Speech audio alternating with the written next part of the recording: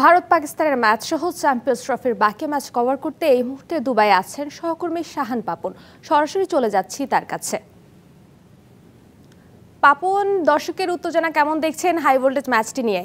ধন্যবাদ প্রিয়া। আসলে আজকে কিন্তু দুবাইয়ে ছুটির দিন, অর্থাৎ ছুটির দিনে দর্শকের অবস্থা কেমন হতে পারে, দর্শকের ভিড় কতটা বাড়তে পারে সেটা নিশ্চয়ই দেখতে পাচ্ছেন। এবং রাস্তাঘাটে কিন্তু এই মুহূর্তে দর্শকের মধ্যে ভাবে ঘোরাফেরা করছে, আমরা যেটা দেখতে পাচ্ছি। এবং ম্যাচ শুরু হওয়ার আগ মুহূর্তে ঠিকই দেখবেন গ্যালারি মাতিয়ে তুলবে তারা। এবং আজ এই মুহূর্তে কিন্তু দুবাইয়ে অর্থাৎ সকাল 10:30 বাজে, স্থানীয় সময় দুপুর 1টায় খেলা, সুতরাং অনেকটা সময় বাকি যায়, যার জন্য এখনো পর্যন্ত স্টেডিয়ামের গেট খোলা হয়নি। কিন্তু দর্শকরা আনাগোড়া আনাগোড়া যথেষ্ট আছে তাদের।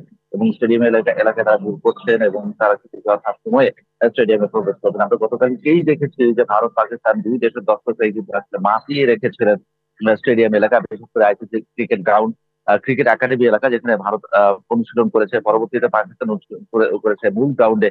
এবং দুইটা আলাদা আলাদা অনুশীলন সেশনে কিন্তু দর্শকের প্রচন্ড রকমের একটা আগ্রহ, উৎসাহ, উদ্দীপনা দেখেছি আমরা। All time Roma. Taste it, love it. যে এই ম্যাচ ঘিরে টানটার উত্তেজনা সবসময় থাকে এবং যথারীতি এই ম্যাচ ঘিরেও কিন্তু সেই উত্তেজনাটা বিরাজমান আছে। এবং যেটা আমরা দেখতে পেয়েছি যে ডু অর ডাই ম্যাচ অনেকটাই পাকিস্তানের জন্য, কেন তাদেরকে জিততেই হবে। আর ভারত যদি আজকে ম্যাচ জিতে যায় তাহলে কিন্তু তারা সেমিতে উঠে যাবে। সুতরাং ভারত যতটা প্রেসার ফ্রি খেলতে চাইবে ততটা বোধহয় খেলা সম্ভব না, কেননা তারাও চাইবে যে এই ম্যাচ দিয়েই তারা আসলে সেমিফাইনালে যাবে।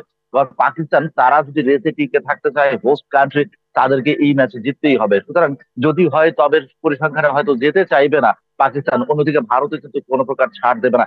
যদিও আইসিসি ইভেন্ট গুলোতে আসলে ভারত পাকিস্তানের যে লড়াইগুলো ছিল অতীতে পাঁচটার মধ্যে মাত্র একটা জিতেছিল পাকিস্তান, এবং সেই জয়ের ক্ষেত্রেই, জয়ের সুবাদে কিন্তু তারা আসলে ট্রফি নিয়ে গিয়েছিল।